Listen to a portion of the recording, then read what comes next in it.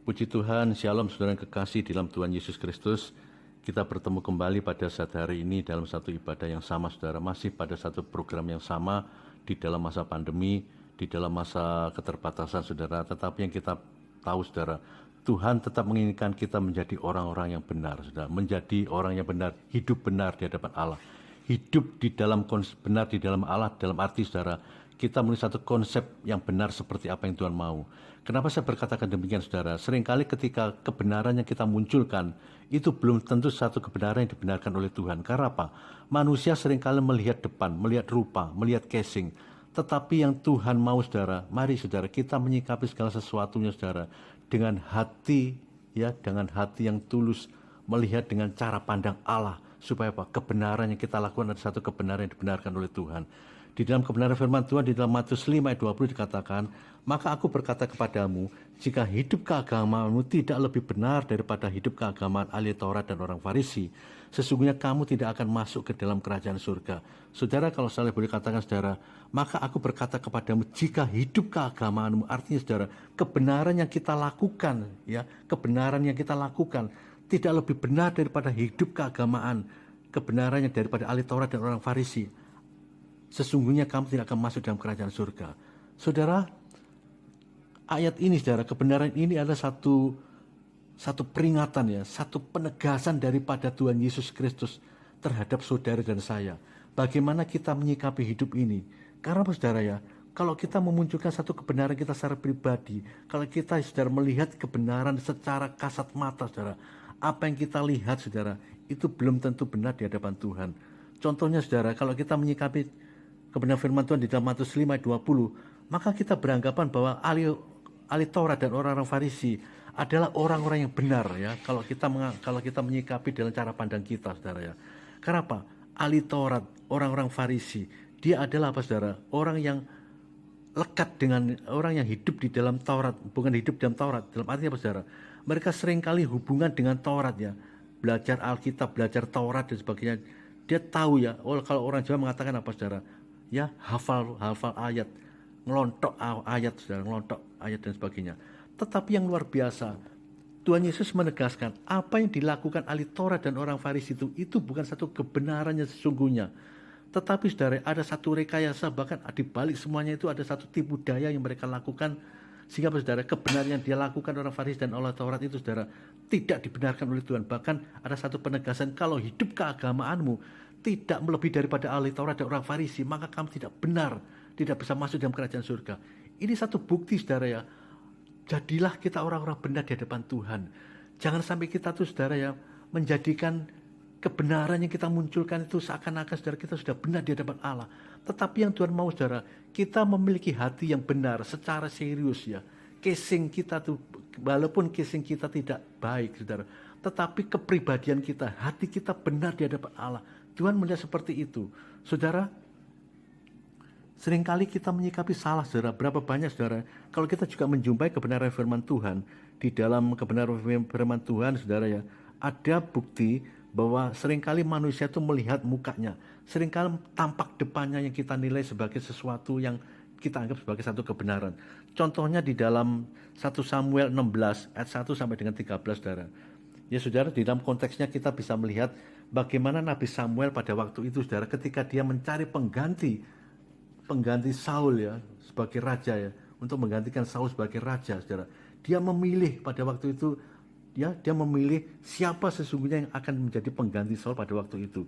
Dan dia berada pada tempat anak daripada Isai pada waktu itu. Yang pertama saudara, ketika kita melihat di dalam 1 Samuel ayat 16 1 sampai 16 ayat 6 sudah dikatakan, ketika mereka itu masuk dan Samuel melihat Eliab, lalu pikirnya sungguh di hadapan Tuhan sekarang berdiri yang diurapinya. Saudara, Samuel hampir saja saudara mereka membuat satu kekeliruan, kesalahan ketika dia mencoba untuk memandang segala sesuatu dengan cara pikir dia, cara pandang dia. Itu sebabnya hati-hati dengan cara pikir dan cara pandang kita saudara Jangan selalu kita selalu memikirkan hal-hal yang sifatnya itu kita munculkan cara pikir kita melihat segala sesuatunya. Kenapa saudara? Kalau kita melihat segala sesuatu dengan cara pikir kita, cara pandang kita, maka kita akan salah besar saudara. Kenapa? Cara pandang kita itu berseberangan dengan cara pikir Allah, cara pandang Allah. Itu sebabnya ketika kita melihat segala sesuatu dengan cara pandang Allah, maka kita akan melakukan satu-satu kebenaran yang benar di hadapan Tuhan. Dan firman Tuhan tadi dikatakan di dalam 1 Samuel 16 ayat 6, saudara. Samuel pada waktu itu hampir saja memilih Eliab, saudara ya. Ketika dia melihat Eliab ya, tampangnya begitu luar biasa ya. Ganteng, saudara, cakep, besar, tegap, saudara. Bahkan apa yang dia pikirkan, nah inilah pengganti daripada Saul. Tetapi sekali lagi, saudara ya, Tuhan melihat hati. Bukan Tuhan melihat rupa. Manusia seringkali melihat rupa, tetapi Tuhan melihat hati. Dan ayat 7 dikatakan, tetapi berfirmanlah Tuhan pada Samuel, janganlah pandang parasnya atau perawakan yang tinggi, sebab aku telah menolaknya. Bukan yang dilihat manusia yang dilihat Allah, manusia melihat apa yang di depan mata, tetapi Tuhan melihat hati. Kita berbahagia, saudara ya, karena Tuhan melihat hati. Meskipun kita tidak dipandang manusia, meskipun saudara dan saya tidak dihiraukan oleh manusia, tetapi sadari, saudara, kalau kita melakukan satu kebenaran, dan kalau kita hidup di dalam satu kebenaran Allah, maka Tuhan akan melihat hati kita, dan itu yang dinilai Tuhan sebagai satu kebenaran. Bukan yang dinilai manusia. Biarlah manusia akan melecehkan kita, biarlah manusia menghina kita, tidak menghiraukan kita. Tetapi percayalah, saudara, ada satu mata yang luar biasa yang menghargai kita, saudara. Kalau kita hidup benar di hadapan Allah, dan kebenaran itu yang membenarkan kita, saudara. Saudara, itulah Tuhan kita. Itu sebabnya, saudara, mari kita belajar, saudara, berlakulah setia terhadap Tuhan. Saudara, berapa banyak, saudara, kita juga salah di dalam menilai seseorang, saudara ya. Dalam arti, saudara ya, kita melihat, wanita itu cantik ya. Wanita itu begitu menarik. Tetapi, saudara, yang dilakukan apa, saudara? Dia penuh rekayasa ya.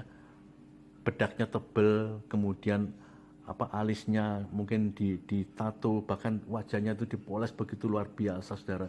Tetapi perhatikan, saudara ya, kalau ada ungkapan juga, saudara, kalau kamu akan melihat wanita, seseorang itu cantik atau tidak, lihat ketika dia itu bangun tidur. Memang betul, saudara ya. Dan itulah, saudara, kita begitu melihat kita kenyataannya.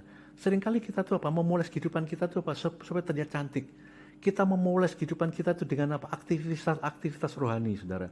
Aktivitas rohani sebagai misal, saudara, supaya kita dipandang orang itu sebagai orang yang setia. Kita baca firman ya, satu hari itu 10 pasal. Kita berdoa, doa pagi, doa siang, doa malam, bahkan doa apapun, doa bentuk doa itu kita lakukan. Untuk apa, saudara? Supaya apa? Bukan karena kita tuh memiliki satu sikap hati supaya kita mencari satu kebenaran di hadapan Allah, tetapi apa? Kita mencoba untuk membenarkan diri supaya apa? Kita dibenarkan oleh Allah. Nah, kalau kita memiliki satu sikap seperti itu, apa yang kita lakukan bukan satu kebenaran di hadapan Allah, saudara, tetapi kita melakukan satu hal yang sia-sia. Perhatikan, saudara, orang Farisi dan ahli Taurat. Siapa mereka? Saudara, ukurannya, saudara, kalau saudara dan saya, saudara, dibandingkan dengan orang-orang Farisi, saudara, maka kita tidak ada apa-apanya. Tetapi yang luar biasa, Tuhan berkata, kalau hidup keagamaanmu, kalau kebenaran yang kau lakukan tidak melebihi daripada ahli Taurat dan orang Farisi, itu sebab, saudara, mari kita jangan menjadi orang Farisi dan ahli Taurat, saudara. Tetapi kita hidup di atasnya semuanya itu. Karena apa? Orang Farisi dan ahli Taurat itu tidak benar, saudara. Karena mereka hidup dengan kerekayasa, mereka hidup dengan tipu daya, mereka mencoba, saudara, mengelabui apapun, saudara, yang ada di depan mereka dengan segala sikap dan perbuatan dia. Dan itulah orang Farisi dan ahli Taurat yang Tuhan inginkan, saudara. Kita memiliki hati yang bersih, saudara ya. Kita memiliki satu kehidupan yang pure, yang murni, saudara ya, tanpa tipu daya, tanpa rekayasa. Bahkan apa yang kita lakukan, saudara, ketika kita melakukan satu kebenaran, dan itulah karena kita mengasihi Tuhan, dan itulah karena, saudara, kita memiliki satu kerinduan apa? Supaya kita tuh mencari perkenanan Allah, mengejar kekudusan tanpa tipu daya dan rekayasa. Saudara, jangan kita tuh memoles, saudara, apa yang ada di depan kita tuh dengan perbuatan-perbuatan kita. Kita berbuat baik supaya kita dikasihi oleh Tuhan. Memang betul, saudara, kalau kita melakukan satu perbuatan baik itu, saudara, kita melakukan satu kebenaran firman Tuhan. Tetapi kalau hati kita tidak murni, tetapi kalau hati kita tidak tulus melakukan semuanya itu, maka apa yang kita lakukan satu hal yang sia-sia. Maka apa yang kita lakukan satu perbuatan yang tidak benar di hadapan Allah. Seperti orang Farisi dan ahli Taurat, saudara. Dan itulah, saudara, kehidupan kita kalau kita tidak melebihi orang Farisi dan ahli Taurat. Bagian kita itu bukan surga, tetapi bagian kita neraka. Saudara, hati-hati dengan menyikapi hidup ini, saudara. Lakukan kebenaran yang Tuhan mau, saudara. Jangan memunculkan kebenaranmu sendiri. Jangan memunculkan kebenaran kita secara pribadi yang kita munculkan untuk supaya kita dibenarkan oleh Tuhan. Tetapi kalau kita hidup di dalam kebenaran Tuhan, kebenaran Allah, pasti, saudara, kita dibenarkan oleh Tuhan. Saudara, perhatikan orang-orang Farisi dan ahli Taurat, saudara. Dikatakan di dalam Matius 23 ayat 13 dan 16 dikatakan saudara, celakalah kamu hai ahli-ahli Taurat dan orang Farisi, hai kamu orang-orang munafik, karena kamu menutup pintu kerajaan surga di depan orang, sebab kamu sendiri tidak masuk dan kamu merintangi mereka yang berusaha untuk masuk. Saudara, ayat ini membuktikan saudara ya, kenapa Tuhan Yesus di dalam kebenaran firman Tuhan tadi saudara, di dalam Matius tadi saudara ya, di dalam Matius tadi dikatakan, Matius 5:20 dikatakan, aku berkata kepadamu, jika hidup keagamaanmu tidak ya lebih benar daripada hidup keagamaan ahli Taurat dan orang Farisi. Kenapa Tuhan berkata seperti itu? Padahal ya saudara, di dalam cara pandang kita menganggap ahli Taurat dan orang Farisi adalah orang-orang benar. Buktinya saudara, kenapa saudara ahli Taurat dan orang Farisi tidak dibenarkan oleh Tuhan? Bahkan kita jangan hidup seperti ahli Taurat dan orang Farisi, karena saudara ada kebenaran yang Tuhan singkapkan saudara di dalam kebenaran Tuhan tadi, di dalam Matius saudara, Matius 23 ayat 13 sampai dengan 16 tadi. Kemudian ayat 14 dikatakan, celakalah kamu hai Taurat dan orang Farisi, hai kamu orang-orang munafik, sebab kamu menelan rumah-rumah janda, sedang kamu mengelabui mata orang dengan doa-doa yang panjang, sebab itu kamu pasti akan menerima hukuman yang berat. Saudara, ayat ini membuktikan saudara apa yang dikerjakan orang Farisi dan ahli Taurat. Dan itu hanya apa? Mengelabui mata orang saudara. Tidak dengan segenap hati yang dia lakukan untuk hidup di dalam kebenaran Tuhan, tetapi dia mengelabui orang apa? Supaya dipandang dia adalah seorang yang benar, dibenarkan oleh orang. Itu orang suci, ahli Taurat orang suci. Saudara, hati-hati saudara, kalau kita hanya mencari kebahagiaan, mencari kehidupannya seperti itu saudara, maka kita tidak akan selamat saudara. Karena firman Tuhan mengatakan, kalau hidupmu tidak lebih benar, hidup keagamaan tidak lebih benar daripada ahli Taurat dan orang Farisi, maka kamu tidak akan mendapat satu bagian daripada kerajaan surga. Dan itulah saudara kebenaran yang harus kita responi. Itu sebabnya ubah cara pandang saudara, ubah segala kehidupan saudara. Jangan sampai kita itu seperti orang Farisi dan ahli Taurat, tetapi kita harus hidup yang memiliki satu kesetaraan dengan Tuhan, hidup yang memiliki satu paradigma menghidup, ya kita harus menghidupi hidup ini saudara supaya setara dengan Tuhan ya, setara dengan Tuhan. Kita mencari satu perkenanan Allah, bukan mencari perkenanan manusia. Kita harus mencari perkenanan Tuhan, mencari perkenanan Allah. Karena saudara, di dalam kebenaran firman Tuhan saudara, di dalam kita harus memiliki satu keserupaan dengan Kristus. Itu yang mutlak saudara, di dalam hidup kita yang harus kita lakukan. Tegas di dalam 1 Yohanes 3:2 dikatakan saudara-saudaraku yang kekasih, sekarang kita tuh adalah anak-anak. Percaya saudara, ketika kita percaya pada Kristus, saudara kita mendapat bagian daripada disebut anak-anak Allah. Dan itu yang ada di dalam jati diri kita pada saat hari. Dikatakan, saudara-saudaraku yang kekasih, sekarang kita adalah anak-anak Allah, tetapi belum nyata apa keadaan kita kelak. Firman Tuhan mengatakan, tetapi belum nyata apa keadaan kita kelak. Karena apa saudara? Kita masih hidup, kita memiliki satu jati diri sebagai anak Allah. Tetapi yang membawa kebenaran itu sampai pada akhirnya dan sikap kita secara pribadi. Dan Alkitab mengatakan, tetapi kamu belum nyata keadaan kita kelak. Artinya ketika kita masih berada di tempat ini, ketika kita hidup di dalam dunia ini saudara, kita masih bisa berbuat segala sesuatu ya. Kita melakukan firman, kita melakukan satu kebenaran firman, atau kita berubah sikap kita. Dan itu yang mempengaruhi kita sampai pada satu kehendak Tuhan sesungguhnya. Kalau kita hidup tetap melakukan kebenaran firman Tuhan, dikatakan saudara ya, dikatakan tetapi belum nyata apa keadaan kita kelak, itu membuktikan saudara, kita masih bisa berubah saudara. Artinya saudara, keberadaan kita itu masih bisa berubah karena apa? Keberadaan kita masih bisa berubah dengan sikap kita secara pribadi, sikap yang kita lakukan. Kalau kita melakukan satu kebenaran, artinya kita tetap mempertahankan jati diri kita sebagai anak Allah dan tetap sampai pada satu kehendak Tuhan.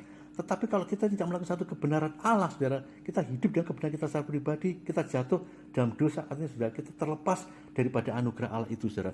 Tetapi yang luar biasa, saudara, akan tetapi kita tahu bahwa apabila Kristus menyatakan dirinya, artinya saudara, ketika Tuhan Yesus tetap sebagai satu hidup, menghidupi kita di dalam hati kita, dalam hidup kita, dikatakan saudara, kita akan menjadi sama seperti dia, sebab kita akan melihat dia dalam keadaannya yang sebenarnya. Artinya saudara, menjadi sama saudara, keserupaan terhadap Kristus. Dan itulah Tuhan inginkan saudara. Kita harus menjadi orang benar dalam arti saudara, bukan menjadi orang benar seperti apa yang dilakukan ahli Taurat dan orang Farisi, tetapi kita menjadi orang yang benar apa? Karena hidup kita ada satu kesetaraannya, keserupaan dengan Kristus. Kita mengadopsi karakter Kristus itu dalam diri kita. Yang kita lakukan, yang kita kerjakan. Karena apa? Saudara, dalam 1 Yohanes 3:2 tadi katakan apa saudara? Kita itu adalah anak-anak Allah. Dan ketika Kristus ada dalam diri kita, Maka saudara, di dalam kebenaran firman Tuhan Galatia 5 ayat 22 dan 23 akan terjadi di dalam hidup kita, saudara. Artinya saudara, kita pasti ada hidup di dalam segala kasih. Ketika saudara dan saya yang memasukkan Kristus, ya peran Kristus itu tinggal di dalam hidup kita, maka yang muncul apa, saudara? Kasih. Dan saya terlalu yakin, saudara, ya, kalau orang hidup di dalam Kristus, maka dia tuh pasti apa, saudara? Kasihnya tuh muncul. Kasihnya muncul. Apapun yang dia lihat selalu kasih, saudara. Kasih, kasih, dan kasih. Kemudian, saudara, ya, ketika seseorang ada Kristus di dalamnya, saudara, ketika ada satu keserupaan dengan Kristus, yang muncul apa? Di dalam hal apapun juga, tetapi dia tetap dipenuhi dengan sukacita Allah. Sukacita. Melakukan segala sesuatu dengan sukacita, menghadapi segala sesuatu dengan sukacita, bahkan dibenturkan, dianiaya, teraniaya, terhibit, dan sebagainya, saudara. Mereka tidak dihiraukan dan sebagainya. Tetapi yang muncul apa? Tetap ada sukacita yang dia munculkan. Sukacita, kenapa? Ada satu pengharapan di dalam Kristus yang ada di dalam hidupnya. Itu sebabnya, saudara, ketika seseorang ada satu keserupaan dengan Kristus, karakter Kristus itu pasti mengikuti, saudara. Ada sukacita, damai sejahtera tinggal di dalam hatinya. Ada kesabaran, menanti dengan segala kesabaran. Apa yang terjadi tidak ngomel, tidak menggerutu. Pandemi yang terjadi hampir 2 tahun pada saat hari ini yang mengubah seluruh konsep-konsep yang ada, yang membuat manusia itu semakin tertekan, semakin terhimpit, bahkan semakin ada satu keterbatasan. Tetapi saudara, kesabaran itu tetap ada. Percaya ketika Tuhan punya satu rencana di dalam semuanya, pasti ada satu kehendak yang terbaik di dalam semuanya itu. Sabar menanti, sabar dan menanti, saudara. Dan itu harus kita lakukan. Contoh sederhana, saudara, ya, virus corona itu juga memberikan satu pembelajaran bagi diri kita, saudara. Kita harus sabar, ya. Kita tuh harus semakin dibuat mengerti apa kehendak Tuhannya sesungguhnya. Sebagai contoh, saudara, saya bisa memahami, saudara, ketika saya merenungkan, kok terjadi corona seperti ini, saya bisa membayangkan ketika corona terjadi mungkin 10 tahun yang lalu, saudara, sebelum ada Gojek, sebelum ada GoPay, sebelum ada fasilitas yang pada saat hari ini kita nikmati, saudara, ya. Belum ada istilahnya beli online, bahkan semuanya itu, saudara, belum ada istilahnya tuh, pokoknya serba-serba yang seperti itu, saudara, itu belum ada. Bayangkan, saudara, ketika ada PPKM, kita tidak bisa keluar, tidak bisa belanja, tidak bisa beraktivitas. Kemudian, saudara, ketika tidak ada Zoom, saudara, ya, pembelajaran, ya, harus ditutup, orang tidak bisa belajar.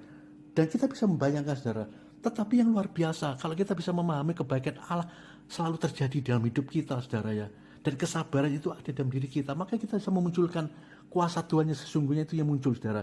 Betul, ya, kita bisa bersyukur sebelum apapun yang terjadi, Tuhan itu sudah memperlengkapi, saudara, dengan fasilitas-fasilitas yang menunjang.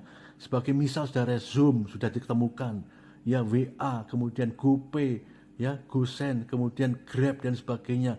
Ada satu interaksi, ya, meskipun melalui online, meskipun ada satu keterbatasan, dan itu yang dilakukan. Artinya, saudara, Tuhan tidak pernah meninggalkan kita, saudara. Ketika kita sabar menanti janji Tuhan, pasti ada sesuatu hal yang spektakuler yang Tuhan kerjakan bagi kita. Itu sebabnya, saudara, mari kita menjadi satu hidup yang selalu benar di hadapan Tuhan, saudara. Jangan memunculkan kebenaran kita secara pribadi. Saudara, kalau kita memunculkan kebenaran kita secara pribadi dalam arti ketika menghadapi pandemi seperti ini, saudara, ya, pasti yang muncul apa, saudara? Kita menyalahkan Tuhan. Katanya Tuhan itu benar, katanya Tuhan itu kuasa. Kenapa virus corona itu tidak hilang-hilang? Pasti muncul seperti itu. Tetapi kalau kita hidup dalam satu kesabaran, ada satu keserupaan, ya, ada karakter Kristus di dalam hidup kita, yang muncul apa, saudara? Kesabaran, ya, kemurahan, kebaikan, kesetiaan, bahkan kelemah lembutan, saudara, ya. Apapun yang terjadi, kita tetap memiliki hati yang lemah lembut, ya, teraniaya, ya, dikata-katai orang dan lain sebagainya, tetap memiliki satu hati yang lemah lembut.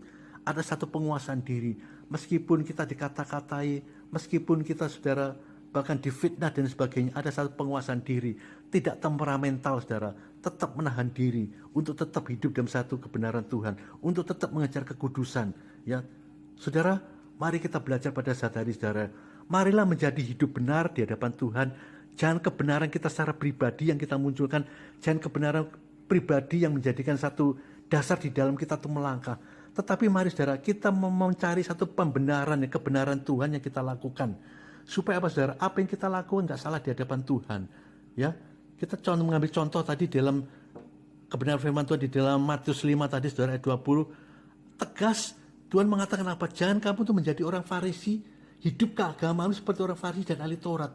Itu membuktikan, saudara, ada satu penekatan tegas, ada satu ketegasan yang Tuhan munculkan, yang Tuhan ingatkan pada kita. Jangan kita tuh main-main dengan hidup ini ketika kita tuh menjadi murid Kristus, ketika kita tuh menjadi orang Kristen, ketika kita tuh hidup akan melakukan satu kebenaran. Tapi mari kita melakukan satu kebenaran Allah yang kita kerjakan, kebenaran firman yang kita munculkan, bukan kebenaran kita secara pribadi. Saudara, kalau kita munculkan kebenaran kita secara pribadi, contohnya ahli Taurat dan orang Farisi, mereka hanya orang-orang yang mau dilihat orang, ya, yang mau apa, supaya dipuji orang, supaya mau ditinggikan orang, mencari kehormatan manusia. Apa yang mereka cari ada satu hal yang sia-sia. Tetapi ketika saudara dan saya diberi satu kehormatan di hadapan Allah, dan kehormatan yang kita terima itu satu kebenaran yang membawa kita, saudara, semakin hari semakin dibenarkan oleh Tuhan. Bahkan semakin hari semakin, saudara, kita mendapatkan satu bagian, ya, kemuliaan daripada Allah Bapa di surga. Itu sebab saudara sadari, saudara, ya, mari menjadi orang yang apa? Memiliki satu hidup yang benar di hadapan Tuhan. Hidup benar karena kita melakukan satu kebenaran Tuhan, bukan melakukan satu kebenaran manusia, bukan memiliki satu pola pikir manusia, tetapi memiliki satu pola pikir Allah, kerajaan Allah yang kita lakukan. Puji Tuhan, saudara, kiranya renungan firman Tuhan pada saat hari ini memberkati setiap kita, saudara, membelajari setiap kita. Mari jadilah orang-orang benar yang melakukan kebenaran Tuhan di hadapan Allah, saudara. Jangan menjadi orang benar karena kebenaran sendiri yang dimunculkan. Puji Tuhan, Tuhan Yesus memberkati kita semua. Shalom.